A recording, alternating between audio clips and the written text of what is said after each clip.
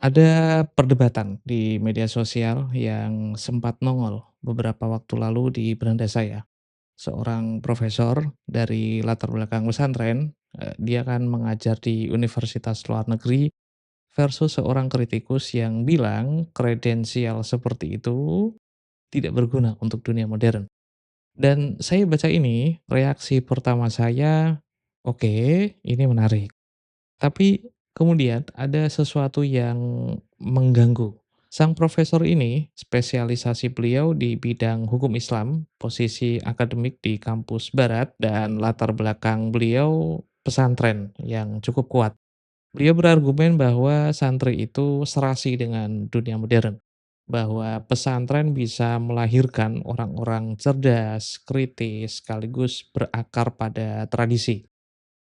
Lalu sang kritikus masuk dan pernyataannya cukup keras. Spesialisasi Anda sebenarnya kan ada di ilmu lunak, bukan di ilmu yang menjadi lokomotif peradaban modern dan revolusi industri. Lokomotif peradaban, frasa yang cukup kuat dan cukup berkesan.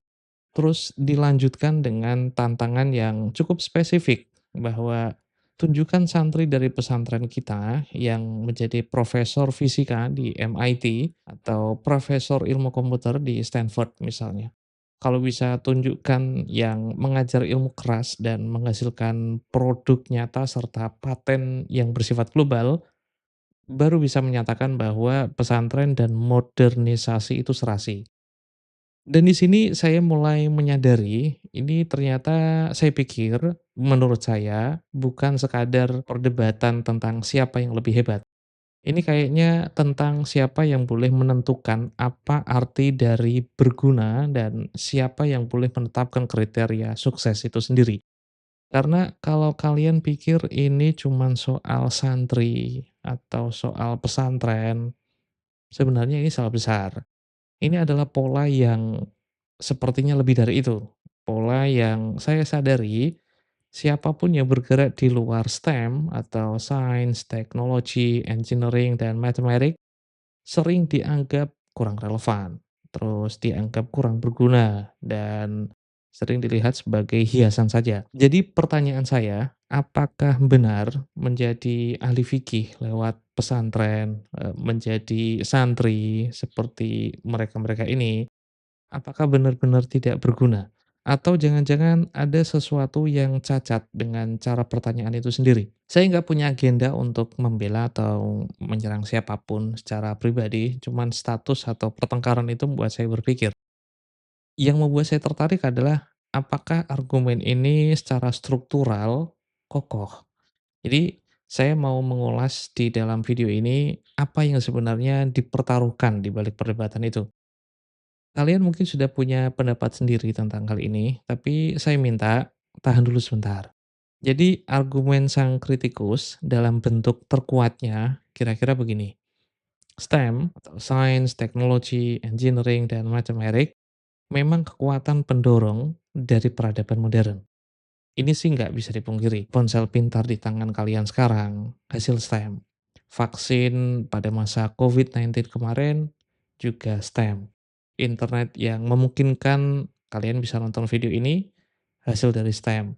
Artificial Intelligence dari STEM juga.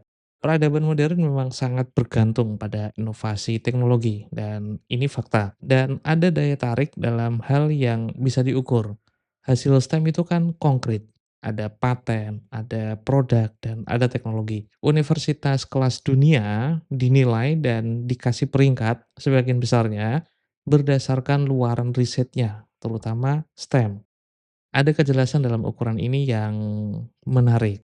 Argumen terbaik sang kritikus kira-kira begitu, dan bisa saya simpulkan, ilmu yang benar-benar mendefinisikan universitas kelas dunia dan membawa perubahan signifikan dalam peradaban modern, ya nggak ada lain dan nggak bukan STEM. Karena kalau kalian mau mencari dampak nyata pada dunia material, ya STEM adalah tempatnya.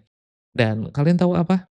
Untuk sebentar saya hampir sepertinya yakin. Ya karena memang kan, kita kan hidup di era yang terobsesi dengan teknologi. di mana solusi untuk hampir semua masalah itu diasumsikan datang dari inovasi teknis, aplikasi baru, algoritma yang lebih pintar, atau perangkat keras yang lebih cepat. Dalam konteks itu, argumen sang kritikus bagi saya masuk akal. Tapi kemudian, tunggu, ada sesuatu yang kayaknya belum diulas atau ada kejanggalan di sini. Coba kita kembali ke percakapannya ya. Tantangan yang diajukan itu kan sangat-sangat spesifik. Tunjukkan santri yang jadi profesor fisika di MIT atau profesor ilmu komputer di Stanford. Kenapa MIT dan Stanford? Kenapa bukan di Caltech, bukan di Cambridge atau di HTE Zurich misalnya? Dan kenapa profesor secara spesifik? Kenapa bukan peneliti di lembaga riset atau teknokrat di pemerintahan atau pendiri perusahaan teknologi misalnya? Kriteria yang diajukan kan sangat sempit. Dan yang menarik, kriteria ini ditetapkan oleh sang kritikus sendiri tanpa pembenaran kenapa kriteria ini bisa jadi sah. Jadi seperti seseorang yang menentukan garis finish saat perlombaan masih berjalan, lalu tiba-tiba dia bilang kalau lawan itu sudah kalah karena tidak mencapai garis yang dia tetapkan sesuka hati. Dan begitu saya sadari ini, saya mulai lebih melacak alur argumentasinya dan ya ternyata ini bukan kasus yang terisolasi. Lihat pergeseran kalimatnya ya. Pertanyaan awalnya itu kan, apakah pesantren itu serasi dengan dunia modern? Pertanyaan yang cukup luas kalau ini dan cukup masuk akal. Lalu digeser lagi, tapi apakah ada santri di universitas kelas dunia? Dan digeser lagi, tapi apakah ada di bidang STEM? Dan digeser lagi, tapi apakah di MIT atau Stanford secara spesifik? Setiap pergeseran itu kan membuat kriteria semakin dan semakin lebih sempit. Semakin sempit jadi makin mustahil untuk dipenuhi. Dan ini adalah contoh letterluck dari apa yang disebut menggeser tiang gawang atau mengubah-ubah kriteria kesuksesan setelah ya ada bukti yang disajikan. Contohnya kan ya si profesor itu. Tahu nggak, kalian itu sebenarnya nggak bisa dan nggak bakal bisa menang kalau lawan diskusinya itu terus mengubah definisi kemenangan. Dan menurut saya ini kan kayak disengaja, terlalu terlalu mustahil jika memang ini tidak disengaja. Entah sadar atau tidak, yang pasti ini membuat diskusi yang baik menjadi lebih mustahil. Tapi ternyata ini cuman di permukaannya saja. Coba kita bedah apa yang sebenarnya terjadi secara logis di sini. Asumsi dasar argumen sang kritikus adalah ini. STEM itu satu-satunya lokomotif peradaban modern. Segala hal lain adalah mentok-mentoknya cuma jadi penumpang di gerbong belakang. Tapi ini sih pertanyaan tentang nilai, bukan tentang fakta.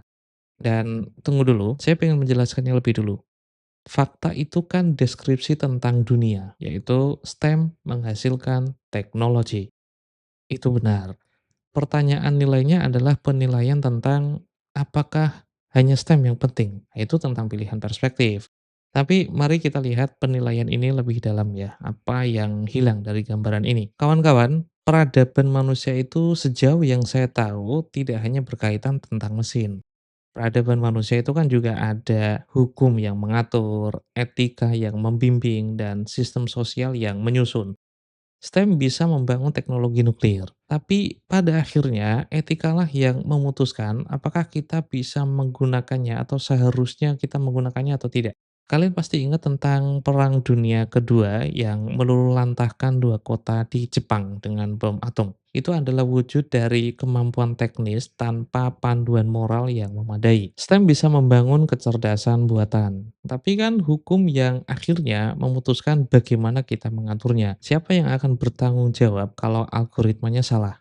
Dan siapa yang punya hak atas data pribadi? Ini bukan pertanyaan teknis, ini pertanyaan yuridis dan etis. STEM bisa membangun media sosial seperti Facebook, tapi ilmu sosial dan humaniora yang menganalisis dampaknya pada masyarakat, pada kesehatan mental usernya, dan pada wacana publik. Dan saya kira ini bukan teoretis. Saya masih ingat beberapa contoh yang saya tangkap beberapa bulan terakhir. Facebook atau yang sekarang disebut dengan Meta punya insinyur paling brilian di dunia. Kemampuan teknis mereka itu kan sangat luar biasa.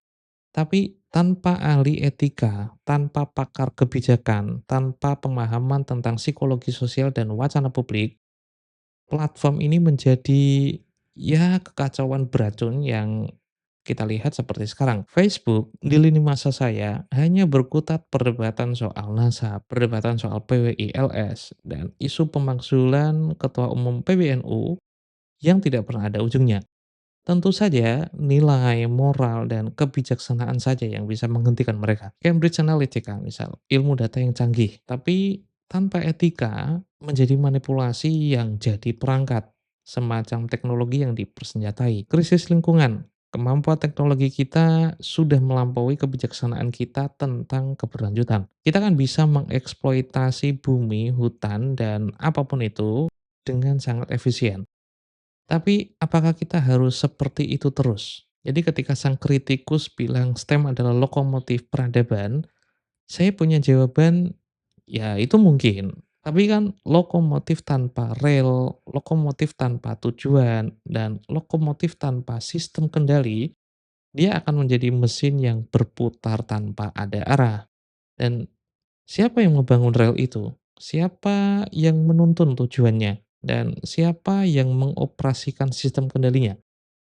Mereka itu kan adalah hukum, etika, filsafat, ilmu sosial, humaniora, seni dan budaya yang memberi makna pada kehidupan melampaui produksi material. Saya tidak bilang STEM tidak penting, itu nggak common sense. Jelas STEM itu penting. Tapi kata penting di sini itu tidak sama dengan satu-satunya dan yang paling penting. Kalau hanya STEM yang diakui sebagai satu-satunya dan yang paling penting, kira-kira apa yang akan hilang? Etika yang mengatur bagaimana teknologi digunakan, itu akan hilang. Hukum yang menyusun masyarakat dan menyeimbangkan kepentingan yang bersaing, itu juga akan hilang. Filsafat yang bertanya, ini untuk apa semua? Itu juga akan hilang. Seni dan budaya yang ngasih makna pada kehidupan melampaui produksi material, itu juga akan hilang. Ilmu sosial yang kita pakai untuk memahami dan menangani masalah sistemik, itu pun akan hilang. Dan ini yang membuat saya agak khawatir jika orang-orang punya pemikiran searogan itu. Bukan hanya tentang memenangkan argumen, tapi tentang bagaimana kita mampu menghargai manusia dan kontribusi mereka dalam bentuk apapun.